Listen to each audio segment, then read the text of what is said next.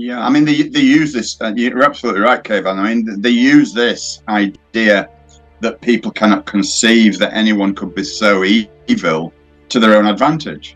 Mm-hmm. You know, and you know they're right in this assumption, not an assumption, but knowledge that people cannot conceive that anyone could be so evil, because they themselves are inherently good people, and they would never behave in that way. So they can't actually accept that there are people around that will behave in that way. And this is a very useful tool for them. Yeah. And this tool is called Hanlon's razor. And just to give, to give you the quick overview of Hanlon's razor, is an adage or rule of thumb that states, never attribute to malice that which is adequately explained by stupidity. That's what they're hiding behind. That's great, isn't it? Yeah. Yeah, but it's not. It's like, I have this conversation with people like, right, okay, hang on a second. Is it evil that our money, that we are forced to use a medium of exchange that can be printed at will by a certain people? Like, that didn't happen by accident. In fact, we all very well know here, and most people on this podcast are going to know about the formation of the Federal Reserve. And that was the third attempt to create a central bank in the United States over decades. Like, that isn't just like, oh, let's have another run at it. No, this is conniving. This is planning. This is putting people in place. Like, for example, Nelson Aldrich was, there's a reason Nelson Rockefeller's full name is Nelson Aldrich Rockefeller, because Nelson Aldrich was his grandfather.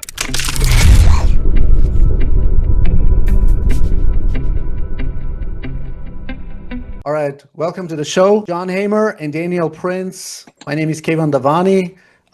This is I've had already John on and Daniel Prince. I mean, we've been friends for a long time. I don't know. Do you, just for the sake of a brief overview, do you want to introduce both of you? Maybe John, why don't you start off, please? We already had the pleasure. Brief introduction to myself. My name is John Hamer. Obviously, I've been a geopolitical researcher, analyst, author and public speaker for around just under 30 years. I do a lot of public speaking, as I say. I go around the country, UK, doing talks about how history and science specifically have been falsified over the millennia. So that I also have a catalogue of 9 books now, and number 10 is in the pipeline. So I've been a very busy boy these last 30 years, and it's been all been worthwhile. It's been so gratifying to find that so many people say to me, John, if it wasn't for you, I wouldn't know what the hell was going on in the world.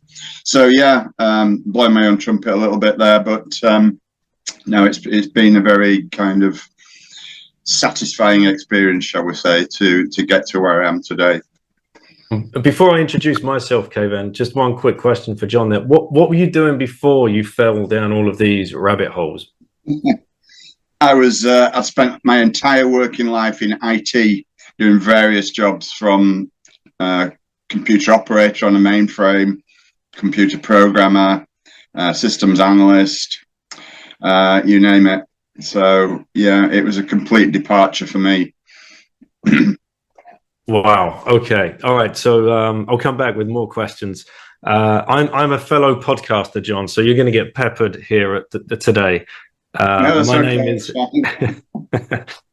Daniel Prince. I'm the host of the Once Bitten podcast. Kevin and I have done some podcasts together in the past. We find ourselves falling down all of these same rabbit holes. I've not read your 9 books, John. I've read this one, Behind the Curtain. This was a great one. A good friend of mine has been shilling me your books, Falsification of History, which I've got to obviously pick up as well. I didn't know you had 10 on the go, so I've still got some work ahead of me. But I've been falling down other rabbit holes as well, and I think you've drawn a little bit of your work on, like Eustace Mullins, for example. I've read his work. Secrets of the Federal Reserve, Murder by Injection, the Council on Foreign Relations. But of course, he's just another quack like you and like Kayvan and like myself that, you know, we should be right wing and you know, right wing cancelled. terrorists, basically. That's what we are, Daniel. Yeah. That's what we call us, right wing terrorists. Far right terrorists, in fact. Unbelievable. Just for asking questions. So yeah, I have a podcast that's about Bitcoin and what took me to that journey and that's how I found out about the Federal Reserve System and central banking and all of that. So anyway, I'll leave it there and pass it back over to Kayvan, who's going to kick us off, I guess. Yeah, you know, John, the reason I wanted this interview or this discussion, this conversation with you together with Daniel, because Daniel, I mean, I really have, I loved, you know, Daniel Prince, you know, knowledge background, and he's got kids of his own, and he's one of the few, if not one of the only ones of Bitcoiners, podcasters, and, you know, he also comes, you know, you come originally from the financial fiat background, and so but sorry, you know, John, I should have Sorry. told John I came from the dark side. I worked in foreign exchange markets for 18 years. So yeah, there you go. So, you know, like me, I mean, Daniel is really one of the very few people in podcasts and Bitcoiners and you know, brains that are genuinely curious, open-minded, critical, questioning things, at least, you know, having the guts, having the balls and the intelligence and the wisdom and the comprehension to at least to question things. And, you know, when you have kids, it's like, you know, you have a very lowest time preference, and it's like, how are your kids going to grow up? Are they going to be able, are they be allowed to question things in the face of objective, like in prima facie, like in your face data, evidence, forensic, objective, you know, reality of truth. So, you know, your books, the first one's Falsification of History and Science, it blew my mind. Now, off the bat, I'm hoping, you know, Daniel can compliment me a little bit. There are like two topics, and, you know, I love your work, John, but I'm a little bit concerned that there are two topics and that might be used to, you know, as an attack surface area, you know, to attack your credibility. Because there's nothing, you know, you've just done a very, you know, childlike, genuine, you know, very open-minded questioning, you know, whether it be the flat earth theory or the UFO, you know, all this, you know, there's a lot of psyop, of course, behind it. And what was the other one, Daniel? Was it the flat earth or was there some other topic? Well, there's chemtrails, like, you know, you get cancelled if you even just say that word, but you can just point your chin at the sky and that doesn't look right. But you know, it's so quickly the cancellation that comes your way. Absolutely. I mean, excuse me, specifically regarding chemtrails, people don't look up. People don't look at the sky anymore. It's just like tunnel vision, going around doing their daily chores, whatever, you know. So when you mention it to anyone who's not aware, it's like, no, I've not noticed anything like that. Either that, or they're just told that they're persistent contrails, and they just whack that up too. So no such thing as persistent contrails. Contrails are contrails. Contrails. Yeah. We should go into the rabbit hole maybe later on that, but. I mean, all the other essential topics, I just love it. And to be honest with you, when I started reading both read them, volume 1 and 2, Behind the Curtain, it just blew my mind. I had not expected or anticipated that you would go so taboo-less, so like, you know, like so deep into the rabbit hole and just name the things. And I had because I knew, you know, in the first books, Falsification of History and Science, both books, you know. You skimmed it or you touched upon it superficially. I'm like, okay, I mean, you could have maybe you know, whatever. It's just too much taboo, but it's so factual, with so much factual evidence supported, and that it really blew my mind. So again, I love your books. So thank you. Yeah. I mean, I always say this when I'm doing talks, podcasts. I always say this: I have no agenda whatsoever. I have absolutely no axe to grind. The only thing I'm interested in is the truth. I'm not saying that I know absolutely everything or I get absolutely everything right, because that's impossible. We're all humans. We're all we're all fallible. But I say to people, I don't have a specific agenda that I follow. You know, I just tell the truth as I see it, and you know, that's the simple formula that I use. You know, there's nothing more complicated than that, really. So there's obviously the big subject here, John, I would say is you bring it up in volume 1, the Holocaust, and you bring up Zionism, and you bring up Judaism, and obviously with what's going on in the world right now between Israel and Palestine, and whatever we're being told, because we're only ever told half truths. We never, outright lies would be too simple, right? Half truths are way more effective to get us all confused. How are you? You must have been attacked as an anti-Semite for writing what you've done, and you must have talked about this on certain tours as well. How do you handle that, and what's your message to people that are too afraid? They're self-censoring. I know for a fact people are self-censoring. Yeah, well, I mean, I do myself. I mean, you just can't go all the way with it, unfortunately, because, if I did, I'd end up like people like Kermar Rudolph and, David Irving. You've just got to really be quite circumspect about it. I mean, obviously, it's there in black and white in my book. And by the way, if Amazon ever found out about it, I might be in trouble. But I've never been physically attacked. I've been verbally attacked on many occasions. I've been called all kinds of names under the sun. One of the slides that I show in my presentation, and I can't remember all the terminology that I use off the top of my head. It says not only am I a conspiracy theorist, but I'm also being accused of being a racist, anti-Semitic, misogynistic, flat earth loony, anti-vaxxer, and I just list all these terms, because they apply labels to anyone who goes against any element of their agenda. And those labels are meant to demonize that person, so that as soon as someone hears that, cogs go click in their head and they think, yeah, not listening to this guy, he's whatever. And that's done by design. That's why they do it. If you dare mention something like immigration, for example, you're a racist. You're as I said before, a far right terrorist, and it just switches people's minds off, and that's why that kind of scenario has been engendered by the powers that be, or the powers that shouldn't be, as I like to call them. It's never been physically attacked, although I suppose there's always the first time. But yeah, plenty of verbal attacks. I actually went to do a talk in Stroud last year, in Stroud in the UK, in the southwest of the UK, and my talk got cancelled because of the threat of violence towards me. There was a group there who are extreme left-wing fanatics, I would say.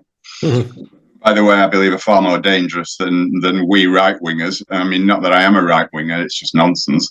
But and the thing had to be called off for fear of violence. So yeah, that's the closest it's ever come. But do you have the impression, John, that it has become a little bit more, I don't know, socially or civilizationally accepted to talk about? I mean, as a truth seeker, do you have the impression it has become a little bit more accepted to talk about, open up these debates or discussions, or I don't know what, or nothing? Yeah, a little bit, definitely. It's kind of a two-way street, if you like. There's, when I first began this journey, I didn't get much resistance because there weren't that many people who even gave it a second thought. But now I think a lot of people are waking up, and a lot of people woke up around the COVID nonsense that was, prevalent for a couple of years, not long ago. So that I noticed a massive surge in people in uptaking book sales, for example, uptaking people coming to my talks. And so many people say to me, I woke up in 2020. I can't remember what the original question was now, Kevin. I don't know whether that's answered it or not. No, but it has become a little bit more accepted to open up debates. Yeah, it has, generally speaking. Especially when you observe, it's like you're watching the cause, the problems, all the wars, the Israel-Palestine. It's like in your face right now. There's no other way. You can't look away. And I think they're definitely stepping up the agenda, whatever the agenda may be. There is definitely an agenda going on. a very large overall agenda. They're definitely stepping that up, and I think part of the reason for that is that their COVID experiment failed. They realised that it woke people up, and they curtailed it, because originally it was, according to something called the Rockefeller Lockstep document, which I don't know whether you guys have ever come across that. COVID was meant to go on until 2025. But I believe they had to curtail it because it was just having the opposite effect. It was waking people up. And, so yeah, it's, it's an interesting situation, shall we say. Yeah, I'm in that camp, I must say. From 2020 onwards, that was just the final nail in the coffin. I've been asking many questions beforehand, but not the right ones and not enough. But when that, wear your masks, stay at home, and jab this in your arm. What? The NHS. Oh yeah, yes. Oh, there's a rabbit hole. But yeah, all of that. It did seem as though cards were being overplayed, and I don't know why. You never know. This is the thing. Kevin and I were talking before. You never know the agenda. Like, there's something, but you never know what is the full-on agenda. And many people who have been down these rabbit holes would probably have heard of the name Albert Pike, who he's the one that prophesized or planned, was probably a better idea, better word. The three great wars, the three world wars. We've obviously had 1 and 2, and now question marks over this third one. I mean, was the third one, was that supposedly the Cold War, or was that not good enough? And now is this, you've got Russia-Ukraine at war, you have Israel-Palestine at war, and now you have the US and all of these tariff wars, excuse me. There's always something going on, and it's always the same people that are making money on both sides of this. Yeah, and I think another element to that, Daniel, is that, and I always talk about this as well in my stand-ups, fear.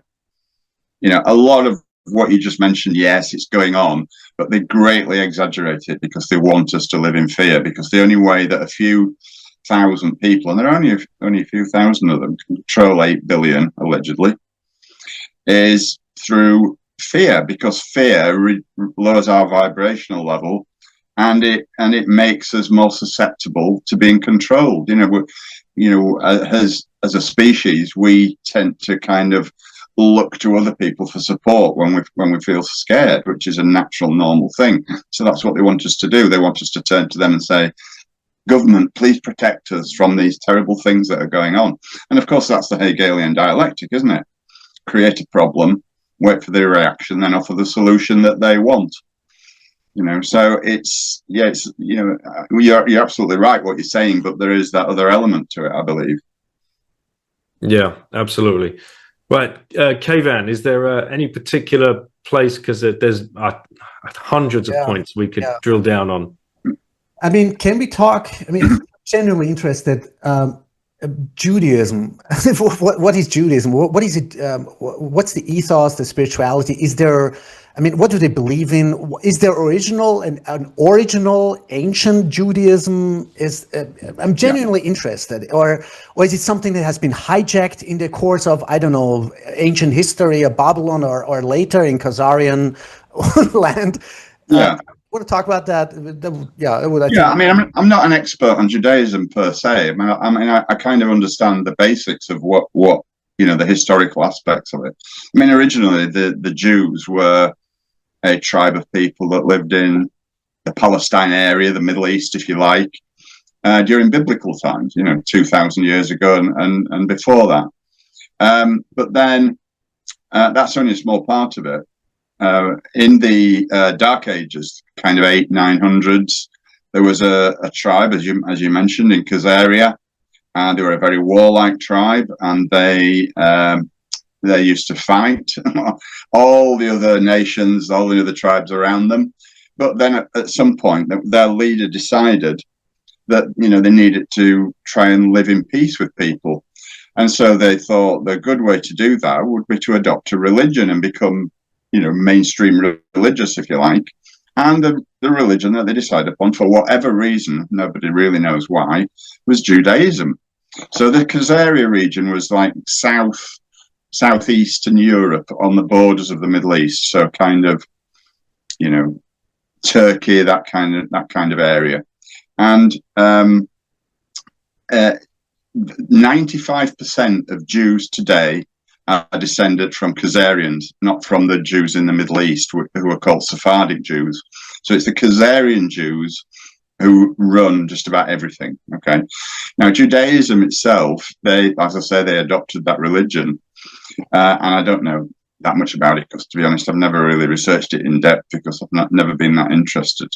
But yeah, I mean that's the very basic understanding that I have of that situation. So there are two specific major Jewish tribes: the Sephardic ones, and the ones that control the world today. Virtually, they're the Khazarians. They have no genealogical ties to Palestine or the Middle East.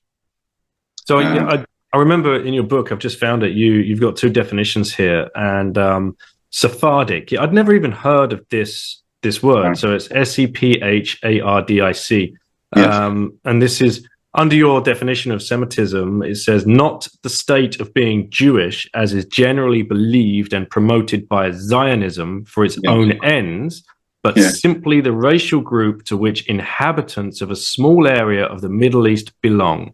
Semites may be Sephardic Jews or they may be Arabs. There is no racial difference between the two.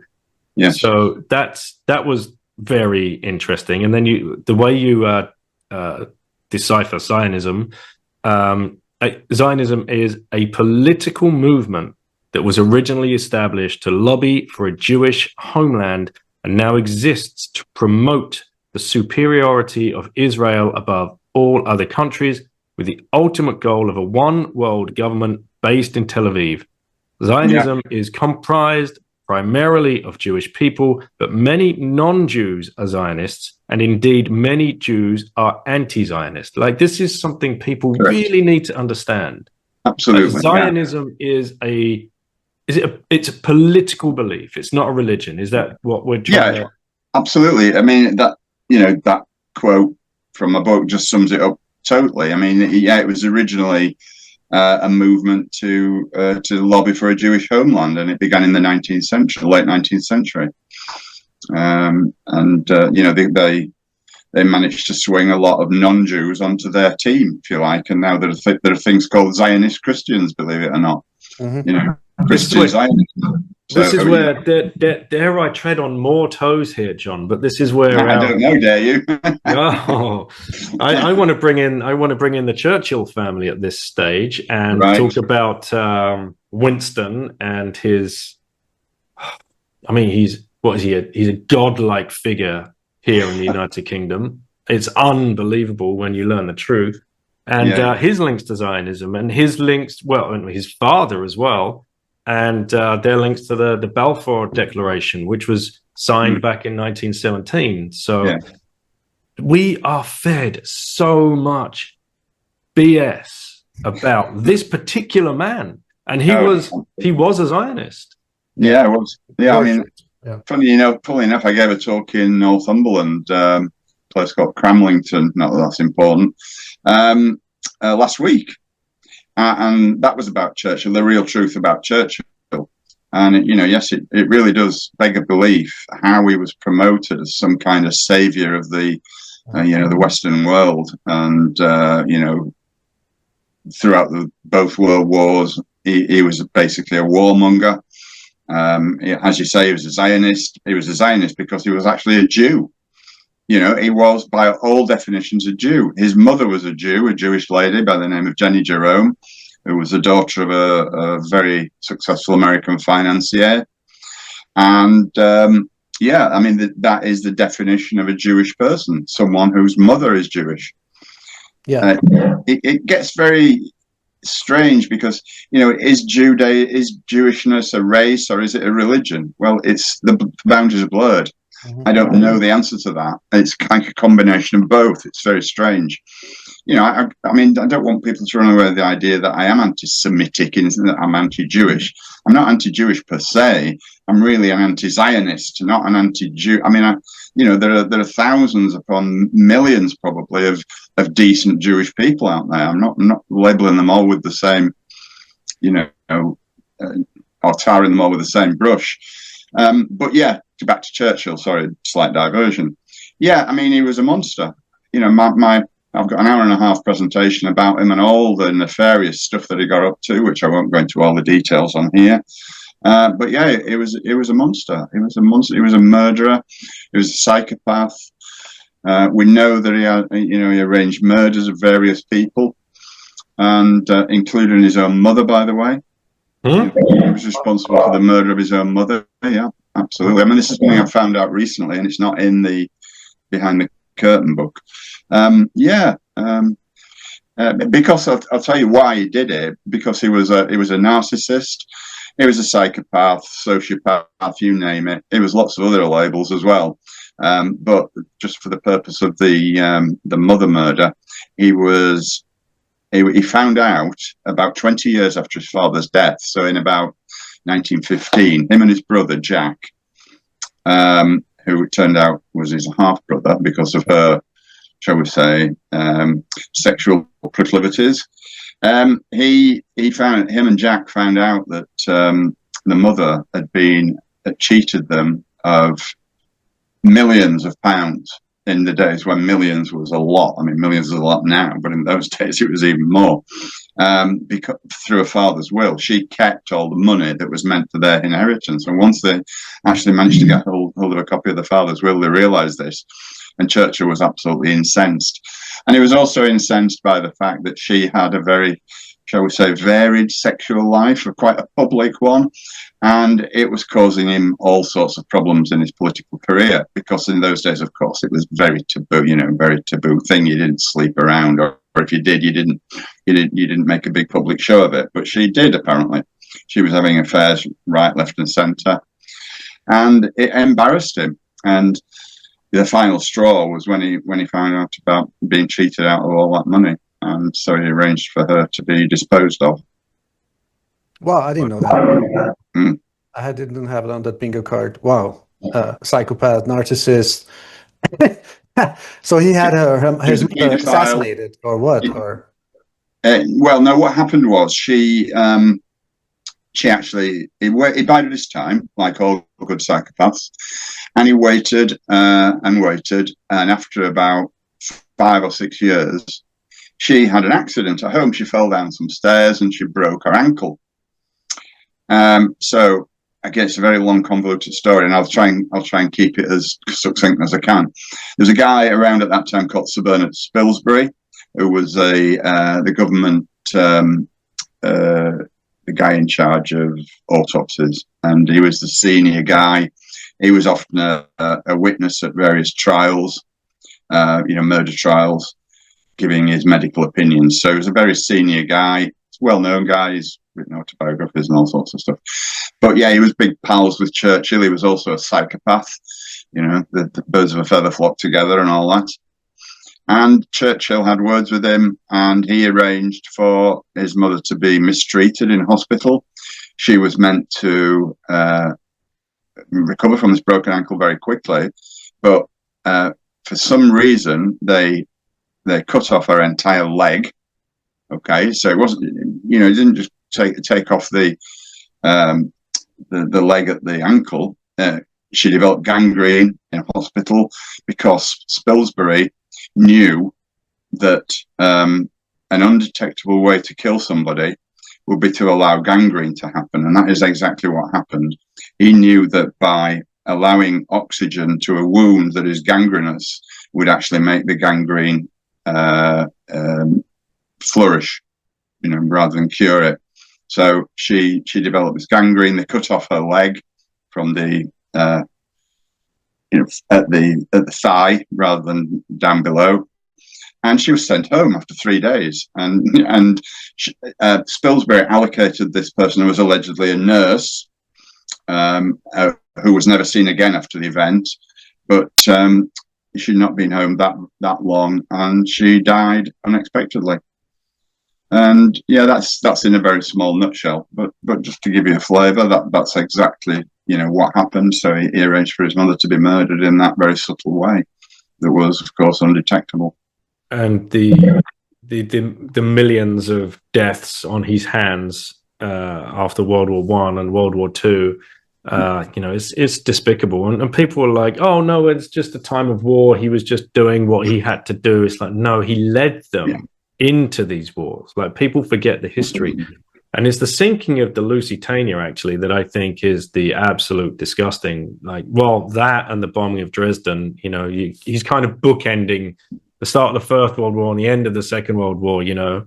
And people were like, what? No, that was a passenger ship. It was just torpedoed. And those terrible Germans. Terrible German U-boats. Like, you're like, well, no. If you start looking into it and understanding how he was the admiral of the fleet, was he not, at that point? Yeah. And there was supposed to be, nutshell. It was packed full of ammunition and munitions and whatever else. And it was supposed to be led, was it not, by the Juno, I believe, a frigate into safety, which was called back by Churchill himself, I believe. That's absolutely right. Yeah, I mean, it was a ploy to drag America into the war, because America, at the start of both world wars, was what they call isolationist, which they use as a kind of an insult, in as much as America didn't believe that it had any place in that war, because it was nothing to do with them. And of course, American public opinion was very strong in that area, saying we don't want to be involved in the European war. It's nothing to do with us. But the American government, in concert with governments all around the world who were placed there and not elected, wanted their friends in the munitions world and the banking world, because bankers love wars, because they finance both sides. They wanted to be part of it. And the only way they could do that was by creating a situation that would absolutely enrage public opinion in America. And that's exactly what the Lusitania did, because 90% of its passengers were Americans, and some of them very prominent ones as well. History is repeating, John, right? I mean, when was it? 67? It was 60s, USS Liberty. We know all that, the witnesses, the survivors of, it was definite, deliberate, intentional false flag attack and murdering of American warship, right, by Israel. I mean, yeah. So, I mean, the false flags are just, as you all know, I guess. I mean, it's just a common occurrence. They do it all the time to further their own agendas, and to fool the people into believing that one event was caused by a certain set of circumstances, when in fact it was a different set of circumstances. So yeah, it's quite a common ploy to do this. Absolutely, yeah. False flag event is, you get everybody completely afraid, and it's a brilliant way to recruit for the military. Yeah, you look at 9/11. How many people were signing up there to go off to fight the war? You look at Pearl Harbor, another thing that another part of history that we've been told complete nonsense about, but that drove the public opinion to enter the war, and bought men with it, and bought war bonds. They could sell the war bonds. Everything changes. And with the one we should touch on, actually, Kayvan, sinking ships. Okay, can we just one? Okay, it's I think for my comprehension process, when you talk about Khazarian mafia, Khazari Jews, I mean, there are a lot of scholars, investigative researchers, experts who've been writing about this. Also, like Mike Harris, I don't know if you know him. I've had him and Ashton Forbes on. And he wrote a series on the Khazarian Jews and Khazarian mafia. Is that there's a peculiar question behind it, like why of all the religions, let's just call religion, did those tribes, or one tribe, choose Judaism, or right? And I mean, I wish when I was young, somebody would have. I mean, there's such overwhelming evidence and amount of loads of testimonials, evidence, experts, researchers coming out to the surface of this whole truth-seeking process. I wish somebody would have given me a certified copy of the Torah and the Talmud. Now, the question is, how much is it really interpretation? How much literally you can read out of it, like, giving justification for torturing and raping a 3-year-old or 9-year-old girl or boy. Yeah. It boggles my mind, and I don't know where to begin. And so this is the reason I asked you the core question: what is Judaism? What is this? Who is this? What are they worshiping? And why are we non-Jews, the Goyim, the Gentiles, cattle or non-human? I don't know, or dirt? Who is Jesus, by the way, in their perception? Yeah, it's a good question. I mean, I can't answer it definitively. I mean, you've done a pretty sterling job of it yourself there, but it's the whole situation, needs serious looking at and understanding, because, most people out there just think, oh yeah, Judaism is just another religion. Well, it's far more than that. I mean, the rabbit holes in Judaism run so deeply. And there is a lot more to know, and I confess that I don't know all that much about the real history of it. I just scratched the surface with it, really. So it's not an area that I particularly major on. I'm kind of a jack of all trades, a master of none. Some people in our field, they concentrate on specific elements of it. Well, I kind of, do the broad brush approach. So I tend not to go into too much detail, because it's just not possible. Yeah, exactly. When you're looking at so many different topics that I look at, it's just not possible to go into any more detail, really. Question, because reflecting upon the recent and right now the things that are taking place, sometimes, to be honest with you, I'm not surprised that all this systemic murdering, genocide, raping, torturing, I don't know what else, not to, it's just being articulate, but taking place. And where does it come from? Where's this sadism, this Well, I can't answer it definitively, but all I can say on that topic is that these people are all multi-generational psychopaths. They're brought up in a psychopathic family, and they continue that and pass it on down to their children. That's about as much as I can say, really. Yeah. Fair enough. Yeah. Very, very big topic, and and on that, I don't think anybody's got a full handle on it. Actually, I really don't. From the stuff that I've looked at, I don't. People, again, they address tiny elements of it here and there, but I think the overall bigger picture is something that doesn't need investigating, but it is a vast, vast topic. And if I look at, I'm just pulling up a description here. I'll take the longer one of a psychopath. A person with a personality disorder indicated by a pattern of lying, cunning, manipulating, glibness, exploiting, headlessness, arrogance, delusions of grandeur, sexual promiscuity, low self-control, disregard for morality, lack of acceptance of responsibility, callousness, and lack of empathy and remorse. Such an individual may be especially prone to violent and criminal offenses. And John, just from what I've been trying to piece together, it's like, how do these people end up in positions of power all of the time? Because they're groomed, from what I can tell, from a very, very young age. And what you've just said is passed down. And so if you look at someone like a Churchill, born into this family, loving or unloving, most likely unloving, given up at the gates of a boarding school at the age of 5, 6, or 7, whatever it is, and then go through that mill. And at these places, at these boarding schools, you have the sorters, the people that they're looking out for that specific personality type. And then they will be groomed. They take over the grooming process, because they have been placed from years and years back. And this takes us all the way back to the Rothschild dynasty and the meeting that took place in Frankfurt in the 1770s, and the rise of Adam Weishaupt. And oh my God, he's going to say the word Illuminati, ladies and gentlemen. Now he really is a conspiracy theorist, because they just don't exist. Right. Okay. They don't exist. Fine. Well, read about Adam Weishaupt and Albert Pike, and then read about how they infiltrated the Freemasonry and the lodges, and how is it that if you look at a list of American presidents, how many of them have been Freemasons? I mean, FDR himself was a Grand Master, and like this is the guy that has only ever won more than 2 terms, and this is the guy that he wrote Executive Order 6102 and rug pulled everybody of their gold in 1933, just after the Depression, when that country was on its knees.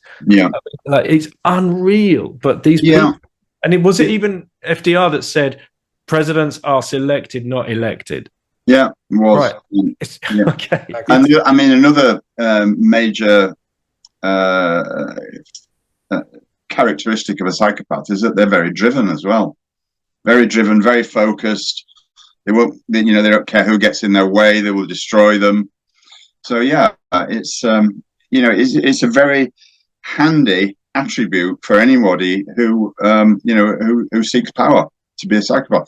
I think I mentioned it in one of my books. I can't remember whether it was Behind the Curtain or in Falsification of History.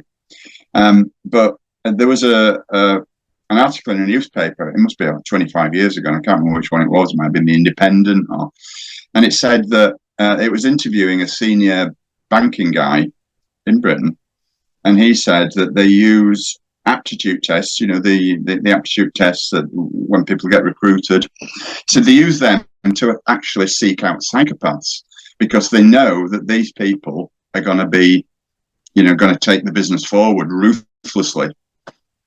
So, what does that tell you? That's why psychopaths are very top heavy in all kinds of industry and commerce, because they actually actively recruit them using aptitude tests, which are very accurate, actually. I'm sure people listening, if they think hard about it, they will be able to realize who the office psychopath is.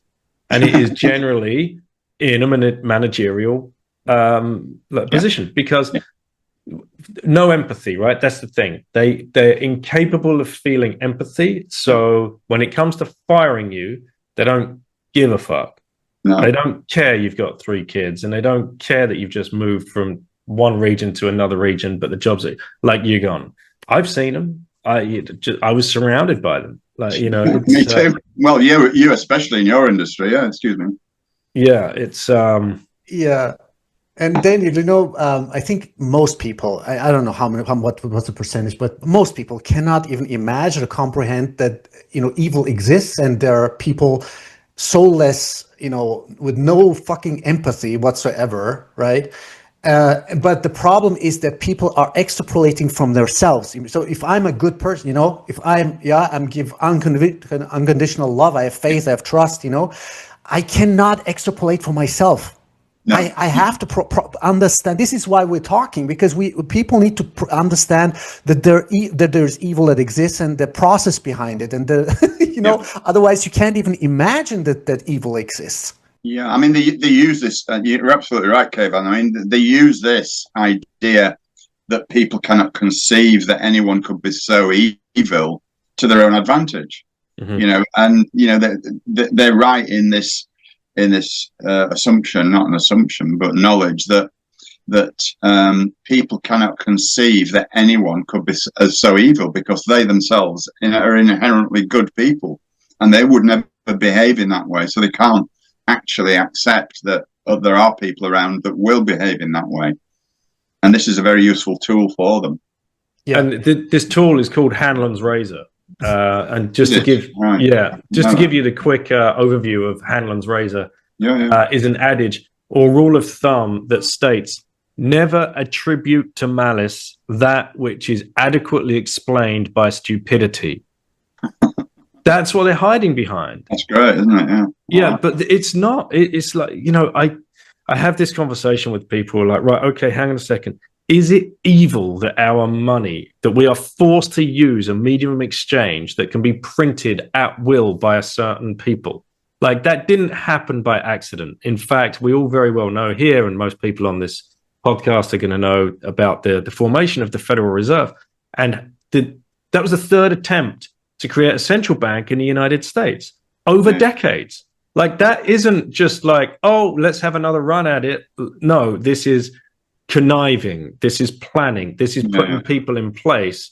Like, you know, for example, Nelson Aldrich was, there's a reason Nelson Rockefeller's full name is Nelson Aldrich Rockefeller, because Nelson Aldrich was his grandfather. Yes. John D. Rockefeller Jr. was married off to Abigail 15 to 20 years before they even dreamt up the meeting at Jekyll Island. This is how far in advance these people, they plan this, and that is evil. That is psychopathic.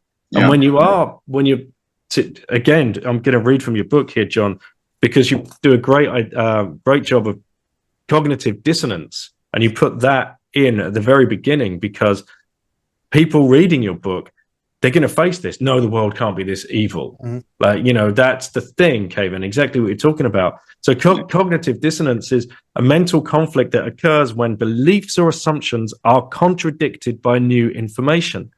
So it's like, boom, there it is, new information in your face. Churchill's a warmongering fucking prick. Like, no, he's not. He's a god. Like, you know. Come off the fence, Daniel. Come on. Yeah. Yeah, and you know, John, before you came on the show, we've been talking for almost an hour. Dana. Sorry about that. No, it's okay. It was all meant to be, actually, because you say so. It helped me with my brainstorming for my questions also, because I had brainstorming before that. But Daniel said a very interesting thing. It's like, you know, I mean. Now I came to that conclusion. It's like, okay, this is why we're Bitcoiners, you know, me and Daniel and podcast, you know, but it's a very partial, holistic comprehension process that most Bitcoiners or podcasters or all these people in Bitcoin space, they go into the rabbit hole, right, of central bank of money. But I think we need to open up totally 360 degrees, because it's not like you have to stick to the evil stuff, you know, it's like, it's going to make you fucking insane and crazy. I mean, you know, we all been there, right?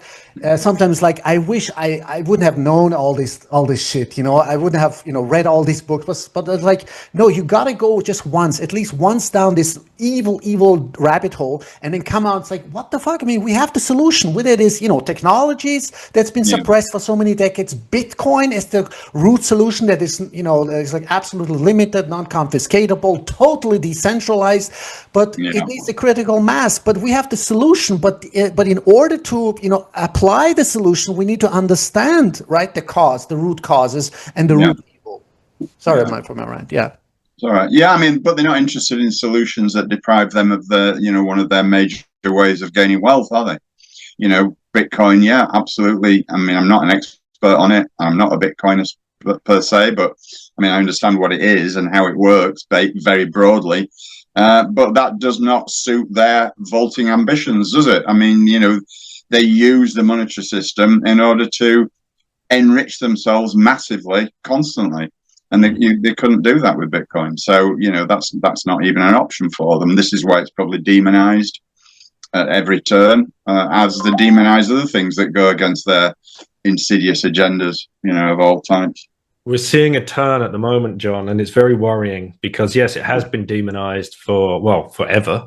You know, call it what you want, internet geek money, or it's boiling the oceans, it's bad for the environment, the classic, right? You know, always everything's bad for the environment, right? That's the first thing, because everybody is still transfixed in this idea of climate change and global warming, and we're all going to die in a fiery ball of death.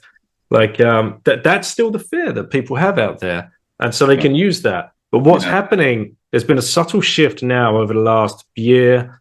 You'll probably start picking up on it now we've spoken about it, but it's being talked about in the mainstream media, and it's being talked about by Wall Street as well. And Wall Street are now coming in, and they're going to start offering like Bitcoin-backed loans to people. So give us your Bitcoin, and we will give you fiat currency in return, which we can print at will, and then we'll charge you usury on it. And then we will most likely manipulate the price up or down, sideways, or whatever we want to do with it, because we have the ETF inflows now that we can do over here, and we can pull all of this magic out the hat. We've got options written on top of these ETFs. So we've got our financial wizardry. You know, this has taken them 3 or 4 years to really start, you know, swaying the opinion of the SEC, and who's always in bed with them anyway. And now we've got Trump, the crypto guy, and so it's all being set up for what I think is going to be a rug pull of many people's Bitcoin because they want it, like they wanted the gold, like they want. So if you can print fiat currency as a central bank, if you can print fiat currency and give it to your government and charge them usury on it, i.e. interest at any percent, anything over 0.5% is usury because it's, as you pointed out with the Credit River case, classic name, by the way, Credit River. It's amazing, isn't it? Yeah. How good is that? Yeah. Any interest levied on money that didn't exist in the first place is usurious. So it's pure usury. Yeah. You print that money, you give it to the government, and you charge them usury on it. Why would you want that back? You don't want to be paid back in the thing that you can print. What you want is the land. You want the assets. You want the copper, the gold, the tin, the silver mines, the diamond mines. You want this is where the Environmental Protection Agency came. Like that was Roosevelt, I think. Like let's create this, and that's just a front for we've just given all this land to the banksters. It's like the national parks that's owned by these people. Because that's the only way you can pay off the debts, because they don't want the shit back that they can print whenever they want. So when they can't do that with Bitcoin, the only way they can get it is to take it by, offering you a deal that you can't refuse or some executive order.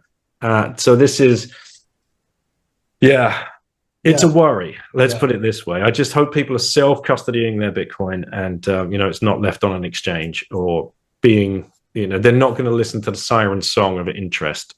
Yeah. Very good point, that. Yeah. Simon Dixon has been warning about this. I mean, he's one of the analysts I really respect, geopolitically, macroeconomically, monetary. He's like super. He's like they're going to rug pull you. Just follow the money, follow the control structures. They're going to rug you. They want your Bitcoin. That's exactly what he said. Yeah. Thank you. Yeah. And you're right. I mean, it's exactly the same situation as in the 1930s with the gold. Yeah, they wanted the gold, and so they come up with some, pretext for taking it. And they'll probably try to do the same with Bitcoin. Whether they'll be successful or not, I don't know. You've probably got a better handle on that than me, Daniel. I don't know. Yeah, well, history doesn't repeat, but it rhymes, right? And Executive Order 6102, that was issued by FDR within his first week. I think the first order he put down was the Emergency Banking Act, I mean, this is how he won, right? How we're told he won. He was selected, we know that, and then controlled by Colonel Mandel House, who was, the Rothschild agent right there. Yep. And I've got that book back here somewhere, Philip Drew, Administrator. People are probably not even aware of that book, which is basically he's the Karl Marx of America, for want of a better analogy. He was completely controlled to get that gold into the idea was that you would turn the gold into your nearest Federal Reserve partner bank. I mean, it's there. It's all in the writing. Down to just the personal holdings, all the way up to the corporate holdings. Yeah. And then with a flick of a pen, they change the price on the price of gold per ounce, and completely rug pulled everybody. But we're not told this stuff. Yeah. We have to go looking for it ourselves. Absolutely, yeah, and it's just, I mean, history is just absolutely replete with that kind of theft of some kind, whether it be land, gold, Bitcoin. It just goes on and on and on and on, and it's the same sorry bunch of people who are perpetrating all this stuff. Multi-generational families who rule the world. I get sick of hearing myself saying this, and during my talks and podcasts, but it's a tiny cabal of people that rule the world, not governments. Governments are an irrelevance. They're just there to make us believe that we have a say in our own futures. Well, we don't. Whichever government, gets elected, they will follow the agenda that's prescribed from up here. Mm-hmm. Be that in the UK, the Labour Party, the Conservative Party, and people are now kind of turning to Reform because it's something different. The Reform UK Party. Well, all that will happen is if Reform ever looked like possibility of getting into power, they'd be infiltrated as well, and they'd be controlled. So it's pointless. I always say to people, don't vote. It's pointless because the government always gets in. Exactly. It's a clear statement, but it's true, isn't it? A clown show by voting. This whole democracy construct is such a clown construct. So I'm hoping to just maybe finally wrap this up, John and Daniel. Do you see how do you think things are going to play out, or do you think we're going to reach a critical mass? And Daniel has been talking about self-custody Bitcoin. I'm hoping we're going to reach a critical mass where people start self-custodying. It's going to become not only store of value, medium exchange, unit account, merchant adoption, but then this is how I think we're going to just isolate, or what do you call it, decentralize ourselves, like little lights on all on the whole planet. Yeah. And create our own civilization or breakaway civilization. I don't know. How do you think things are going to play out? Well, personally, I think that there will come a tipping point when, and I think we're slowly edging our way towards it now because so many people are awake now. Even in very minor ways. Compared to what it was like when I first kind of came into this very strange world that I now inhabit, the world of truth, as some people call it.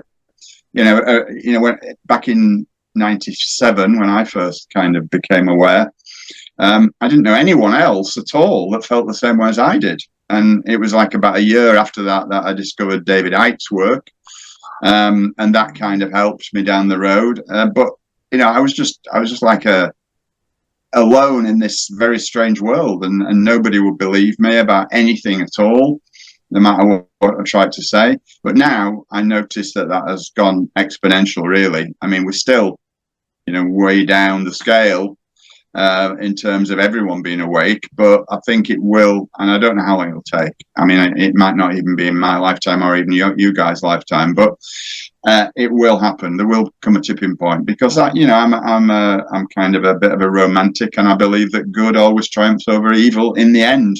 Yeah. Maybe not, maybe we'll lose a lot of battles, but I think we'll win the war. Yeah. It's funny you brought up Icke. We haven't talked about Icke at all. Probably one of the most important people in this kind of movement, whatever you want to call it. I need to dig into more of his work. Obviously, he was cancelled very, very early on with, the lizard people thing, and he was made a mockery of. I think he had his bad footing, I think how he does it brilliantly, he just zooms off and then goes the last thing about the reptilian stuff, or whatever, or, soul stuff, But who knows, man? Whatever. We've evolved from something somewhere, and are there certain genes that stayed in certain people, and is that what can be linked to psychopathy? These are the questions, right, Kayvan? To what you said at the beginning, right? Let's never stop asking questions, because as soon as we do, we're fucked. I don't buy into everything that David Icke says. Don't get me wrong. I like David. I met him a couple of times. He's a nice guy, and I think he means well. But I think he's a little bit misguided in some ways. But that's just my opinion. I'm not saying I'm right and he's wrong. That's could be the other way around quite easily. But I take a lot of the stuff that he says with a bit of a pinch of salt, really. I don't subscribe to it, but he was very instrumental in wakening me up, because he broached subjects that I wasn't even aware of, and it kind of, expanded my mind. So I'll always be grateful to him for that, at least, And you said something at the beginning, John, about frequency, and I think I've heard David talk about that, about like the low level frequency. As long as our frequency is suppressed, then we're much easily controllable. Controllable, more easily led into believing certain things. And then you look around, like in this country, I know it's happening all over Europe, all over the world, actually, these 5G towers that are just going up everywhere. This is linked to frequency. If people can't make that direct, if they can't connect those dots, I don't know what's going on. But there's a guy called Barry Trower another British guy, lives down in the southwest. If you just anybody listening, just Google Barry Trower and listen to one of his presentations about 5G and radio waves and microwaves. This guy's an ex-military specialist in this stuff, and it's that is linked to frequency. And how do we lift ourselves, raise our consciousness, raise our frequencies, stop watching the news, stop watching the televisions, because they're all linked to all of this stuff. And get outside more, touch grass, look up, appreciate nature. It's pretty basic, but everybody's running on this hamster wheel. And like you, I have hope. I do, because if not, where would we be? And the human spirit, the Homo sapiens spirit, whatever, will shine through. And that's where I want to leave it, Kayvan. So over to you. And I will say one last thing, if I may. Anyone listening out there, don't be afraid. They want you to be afraid. The only thing that you have to fear is fear itself. And that's a very glib statement, but it's also very true. Well, beautiful said. Yeah, wonderful. John, I mean, I love your work. Behind the Curtain, Volume 1 and 2 is like, mandatory books on my bookshelf. And I would really, literally, I would give it to any, let's say young people, whether they're going to school or not, just as a first, rabbit hole to go and just ask more questions, be more curious. And I forgot to mention also, Daniel Prince, also author of Choose Life or Choosing Life? Choose Life, Kayvan. Choose Life, yes. So, I'm hoping to have you back on maybe in the 6 or 12 months time for another discussion. Absolutely. Anytime, Kayvan. It's been a pleasure. All right, Daniel, any final words? No, thanks, John. Thanks for your work. Thank you for everything you're doing. Really appreciate it. I've loved it. I actually give a talk about usury, and I want you to know there's one of the slides has this book on it. So thank you. I'm shilling it for you. So the check's in the post, Daniel. Cheers. Thank you. Thank you, both of you. John, Daniel. Thanks, guys. All the best. Take care. Bye-bye.